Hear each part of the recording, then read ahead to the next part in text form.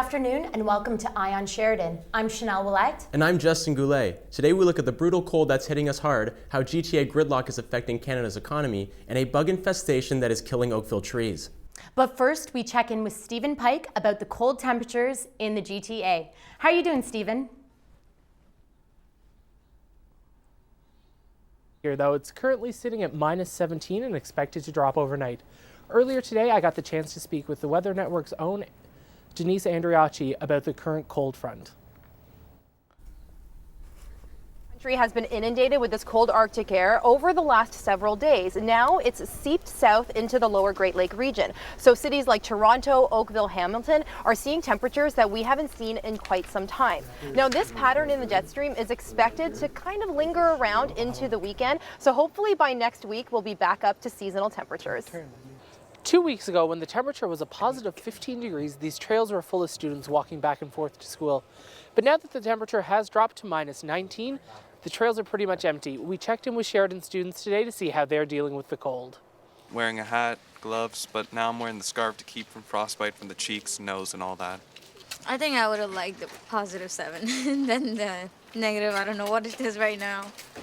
So I think it's hard for people in southern Ontario to really accept all of this cold weather because last winter it was one of the mildest winters on record. In fact, temperatures we're seeing this week we never saw consistently last year. We'd have a cold day, but then it would be followed up by extremely mild and unusually above seasonal conditions. The best way to beat the winter chill is to stay inside, but if you do need to head outside, make sure you bundle up in layers. For Eye On Sheridan, I'm Stephen Pike, Oakville. Now back to you in the studio, Gurnick. Thanks, Stephen. You're freezing, and I will be soon too. I'm actually getting dressed, let me put this hat on, to go out there. But first, let's take a quick look at today's temps. At noon, we saw a high of -9, but that evening breeze will bring temperatures down to -11. And you can enjoy your good night's sleep with the heaters on as temperatures plummet to a shocking -17. Now I'm headed outside where I'll have your 5-day forecast a bit later in the show. Chanel? In Richmond Hill, a woman is in hospital after driving into a ravine and being ejected from her car. According to the York Regional Police, an officer was attempting to pull her over for speeding when the vehicle went off the road. Firefighters rescued the woman, who was thrown from her SUV after her car came to a stop at a small stream just south of Rutherford Road. Her injuries were non-life-threatening. The Special Investigations Unit is examining the accident.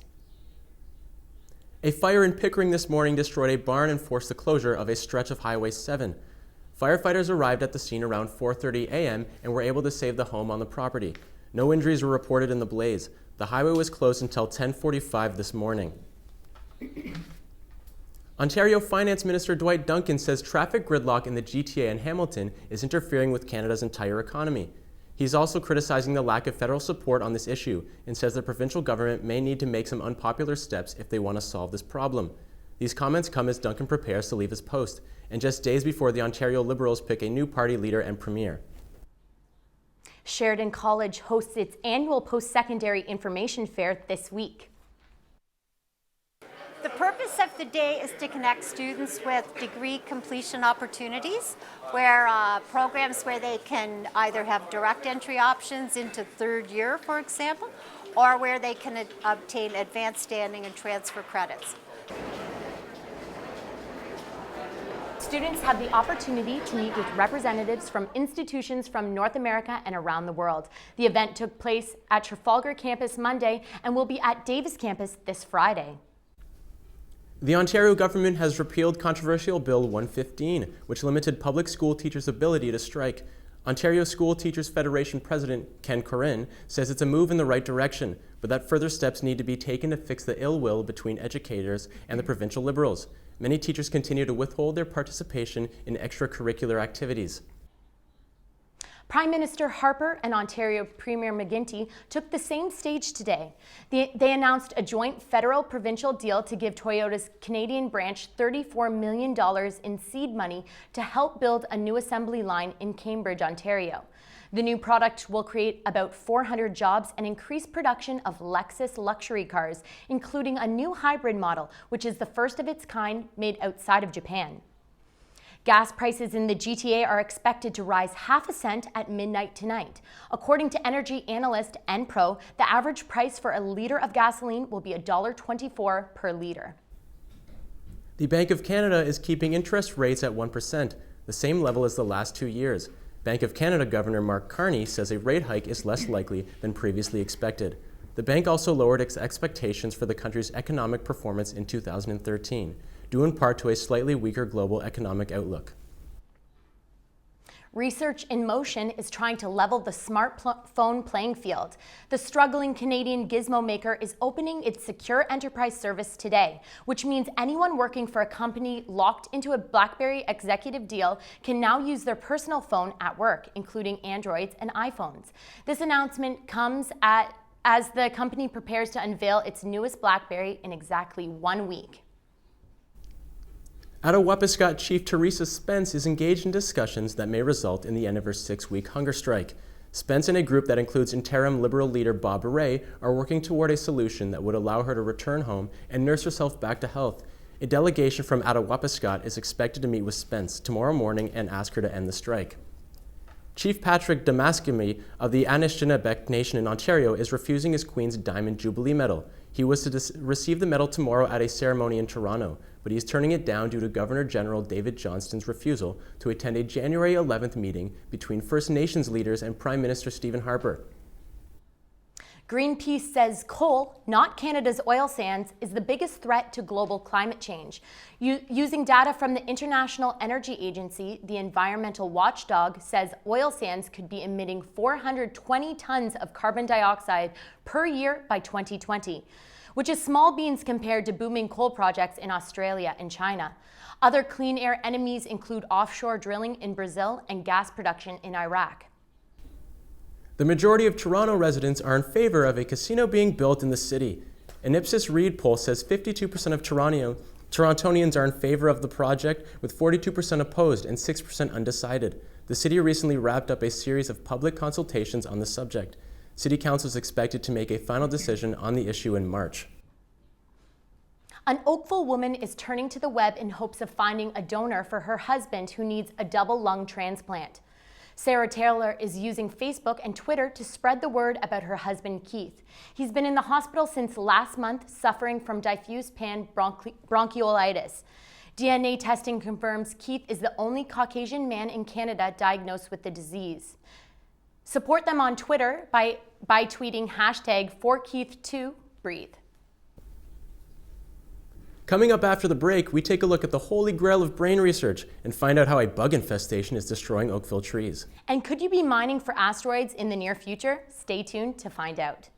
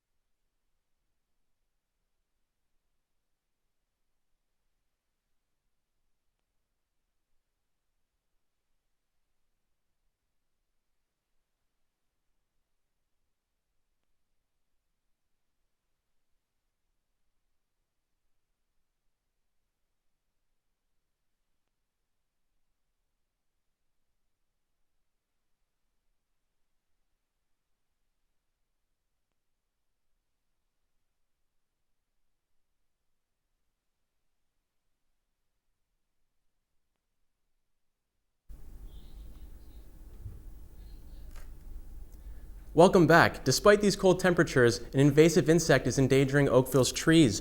Emily Johnson met with Oakville's manager of forestry to find out more. Ash borer is an invasive species that has killed millions of ash trees, even some of those on campus. Sheridan College is just above the 4 and 14 where I'm pointing here. Eventually this whole map will be red. EAB larvae eat the soft wood under the tree's bark, preventing the tree from moving water and nutrients between its roots and leaves. It's equivalent in humans of severing your veins and arteries. But the safety concern is that if left alone, gravity's a constant force. These limbs weigh hundreds and hundreds of pounds, then they will come falling down. If the trees were cut down around the school, I think that would really take away from like the natural beauty. It just makes coming to Sheridan that much nicer. Oakville has the most aggressive management plan in Canada to prevent this. We use a biopesticide and we inject upwards of 5,700 ash trees. They should really get their word across even more, like that way there's more awareness and so everyone can actually have like an open eye as to what's going on. It's up to the citizens of Oakville to take charge and make a decision. Don't wait because it will cost you dearly. 80% of the treatable ash canopy in Oakville is located on private property. To keep yourself and your land out of risk, you may treat your tree or replace it with another species. Reporting for Eye On Sheridan, I'm Emily Johnson, Oakville. U.S. Secretary of State Hillary Clinton is facing tough questions on Capitol Hill today. She's sitting before a pair of committees examining the attack on American diplomats in Benghazi, Libya, which resulted in the death of Ambassador Chris Stevens.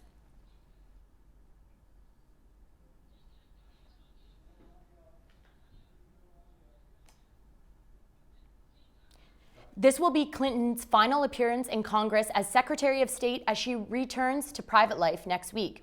Former presidential candidate and current Massachusetts Senator John Kerry is her likely replacement.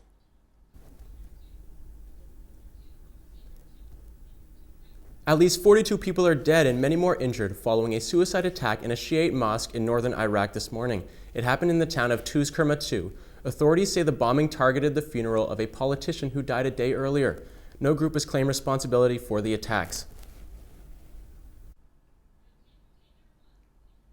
Israel Prime Minister Benjamin Netanyahu is expected to attempt to form a coalition government. This comes after Likud party lost a quarter of its seats in yesterday's parliamentary election. Netanyahu has offered to work with the newly formed opposition centrist party Yesh Atid, which claimed the second highest number of seats. British Prime Minister David Cameron is suggesting that Britain may leave the European Union in 2015. I am not a British isolationist, but I do want a better deal for Britain. Cameron stated yesterday his Conservatives would leave the question to voters in a referendum, should his party be returned to power in the next election. He did not rule out what he calls renegotiated membership for Britain in the EU. Germany and France responded by saying that selective membership is not on the table. The holy grail of brain research may have been discovered. Researchers at the University of California say they've developed a way to detect the concussion-related brain disease known as CTE. 34 former NFL players were diagnosed with CTE after their death, as well as a handful of former NHL athletes. Prior to this discovery, the brain disease, which brings on dementia and depression, could only be confirmed through autopsy. Now, scientists have figured out how to use a brain imaging tool to identify the buildup of proteins in the brain. But the UCLA team says follow-up studies still need to be done. Outer space may be getting a little crowded now that a second company is announcing plans to mine nearby asteroids. A California-based venture called Deep Space Industries plans on tapping space rocks for compounds that can be used to make rocket fuel. CEO David Gump says miniature probes called Fireflies will bring back 50 to 100 pounds of samples for analysis. The ability to produce fuel in space would allow organizations like NASA to explore deeper into our solar system. Missions could be launched as soon as 2015. When we come back, we'll have all your latest sports news, including an update on the Manti Te'o story. And is a Lance Armstrong biopic in the works? All this and more after the break.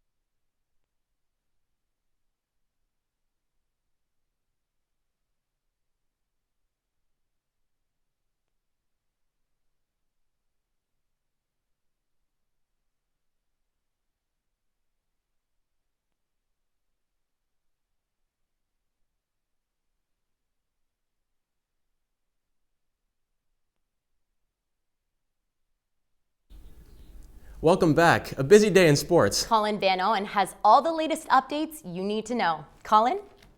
Thanks, Chanel. Notre Dame linebacker Manti Te'o admitted in a TV interview with Katie Couric that he briefly lied about his online girlfriend after discovering she didn't exist. In the interview that airs Thursday, he maintained that he had no part in creating the hoax.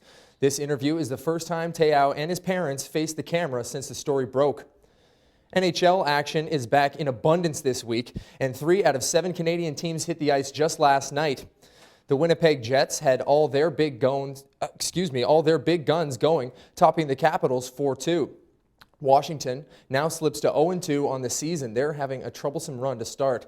Les Habitants de Montréal blasted the Panthers 4-1, where Alex Galchenyuk scored his first goal of the NHL season.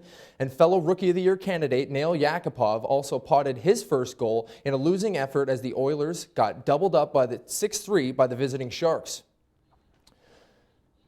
Off to Melbourne, Australia, where an injured Serena Williams had her hands full with 29th ranked teenager Sloane Stephens. Williams was visibly frustrated with her performance, taking it out on her poor racket. The world number 3 would falter on a double match point, punching Stephens' ticket to a semifinal matchup with top-ranked Victoria Azarenka. Over to the men's side now, where Andy Murray was smoking aces all day against Jeremy Chardy, popping his collar like it ain't no thing. Check out the wheels on Murray on this sequence as he chases one down right at the net. Nice. On to a match point where Murray nails this strong return. Chardy looks like he doesn't even want it. Murray takes it 6-4, 6-1, and 6-2 to move on. Second-seeded Roger Federer and third-seeded Andy Murray will clash in a semifinal Friday at the Australian Open. Federer is a 4-time Australian Open champ, while Murray is a 2-time runner-up. And from Australia, we travel halfway around the world to magical Brampton, where the Sheridan Bruins are 11-1. Our sports reporter Brent Brown has the latest on the surging Bruins basketball squad.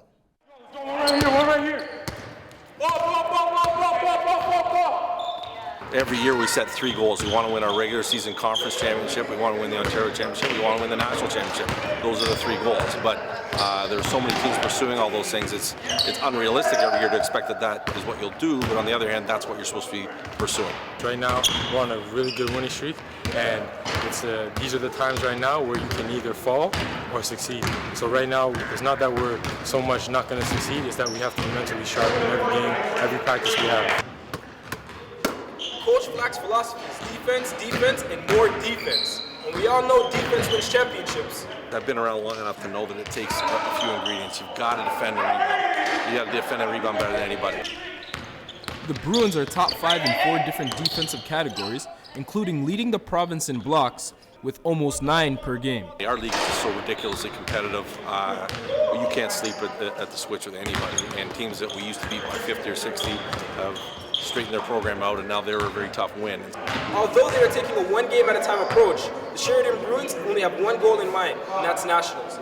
They'll be put to the test this weekend with 2 away games. On Saturday, they play Algoma University, and on Sunday, they play Sioux College. Reporting for the Eye On Sher, Brent Brown, Brampton.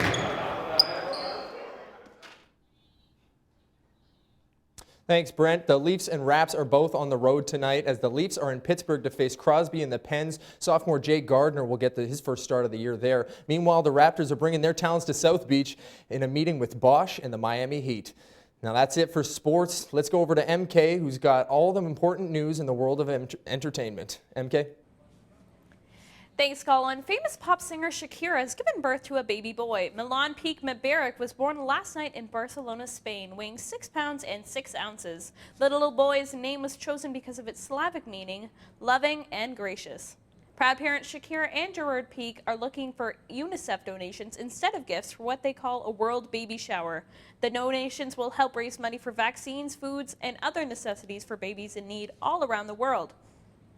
Alternative band Paramore is back in business. After the band's 2 members, Josh and Zach Farrow, left on bad terms in 2010, the remaining musicians used the last 2 years to re-energize.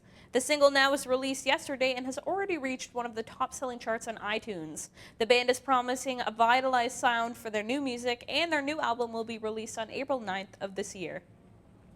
It seems Lance Armstrong's struggles will be hitting the big screen. Paramount Pictures and J.J. Abrams are planning a biopic of the life of the cyclist. Bradley Cooper has volunteered for the role, although no decisions have been made about the actor, writer, or director of the movie. The film will be based on the upcoming book Cycle of Lies, The Fall of Lance Armstrong by Juliet McCurr. The film is set to be released in June.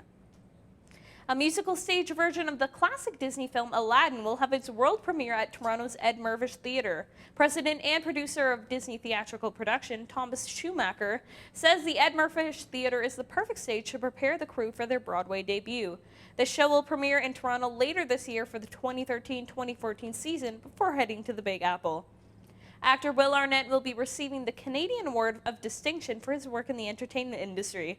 The star of the sitcom Up All Night will be joining past winners Howie Mandel and Martin Short. The award ceremony is set to take place this June at the annual Rocky Awards Gala in Banff. Tim Hortons' new winter-themed cup was designed by one of Sheridan's own professors. Nathan Peters has more.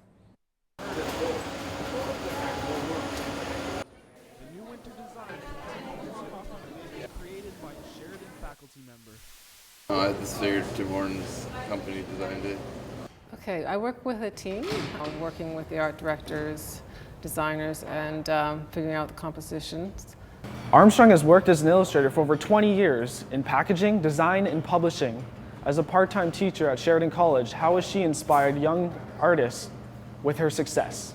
Gives us like a name. They're like we're well enough known to design a big companies like as Tim Hortons. Because then it just kind of gives you that incentive to like, oh, I'm actually going to do something and make it past college. Yeah, and it's also really interesting to see that you're going to be learning from someone who's still active and who has been there and who is still fighting to strive in their field. So it's a little more exciting. Just learning how to be an applied artist in a business world. All of that is very, very useful to the students, period. So. And having a developed eye for commercial work is definitely helpful for the students. Next time you go to Tim Hortons and order a coffee, you might be walking away with one of Sheridan's own designs. Reporting for Eye On Sheridan, I'm Nathan Peters. Bad news for a member of the Peanuts gang. The voice actor of the beloved Charlie Brown was arrested under allegations that include stalking and threatening bodily harm or death. Peter Robbins was the voice of Charlie Brown for TV specials, including A Charlie Brown Christmas and It's the Great Pumpkin, Charlie Brown. And that's all for entertainment. Let's head back to Chanel and Justin at the desk. Lately, we've been victim to Mother Nature's wrath. This is some of the coldest weather we've seen in a while. And have you ever produced an album using Canadian Tire money? A Toronto man did just that. Stay tuned for more.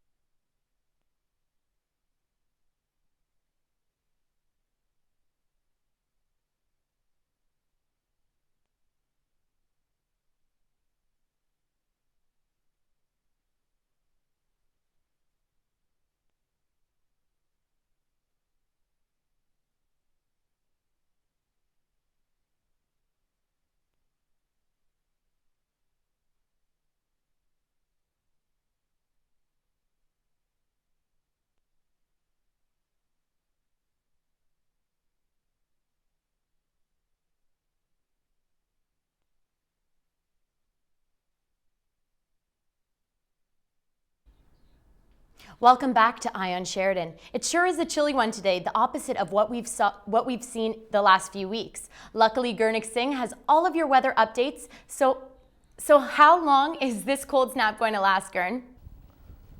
Chanel, I remember last year on January 23rd, it didn't even feel like winter, but today is a different day. You know, students are complaining about the extreme cold weather, and I can't lie, I'm joining them, you know, but hey, let's not complain too much. It could be worse. We could be living in Winnipeg, where people are dealing with extreme cold weather and temperatures high of -38. Yeah, -38.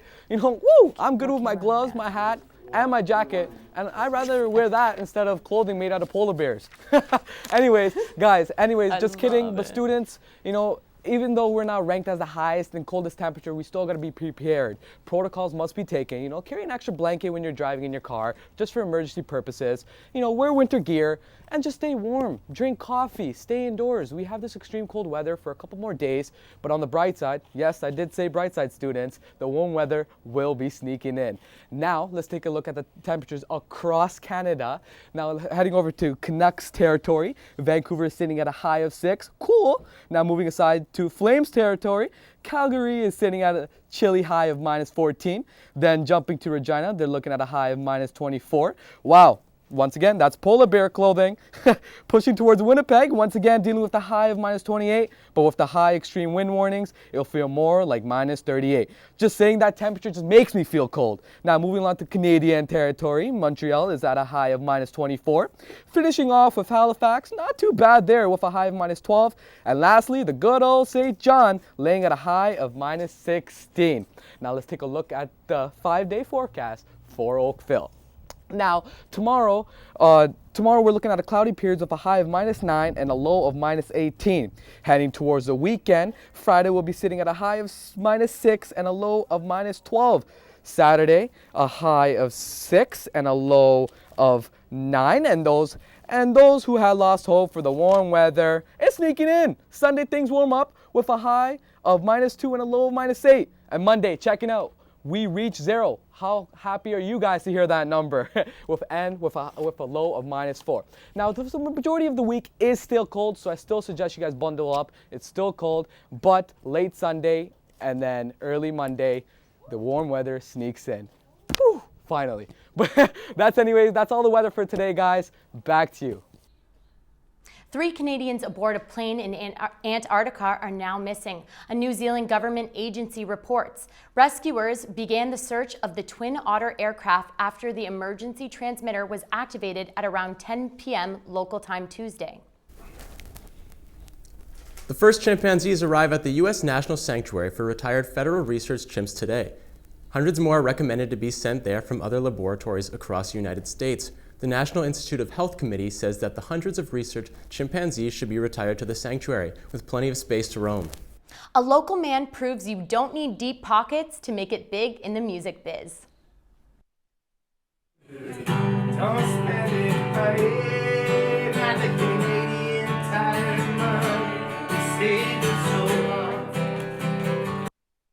Toronto's Corin Raymond raised thousands of dollars in Canadian Tire money to fund his latest album. Funding a recording studio that would accept payment in Canadian Tire money was the hard part. But once he hit YouTube to make his case, the donations came rolling in. In less than a year, he managed to raise over $5,800 of the funny money from family, friends, and fellow musicians. Well, I guess I better start saving up that Canadian Tire cash. That's all we have for today. For Eye On Sheridan, I'm Justin Goulet. And I'm Chanel Willette. Have a wonderful day.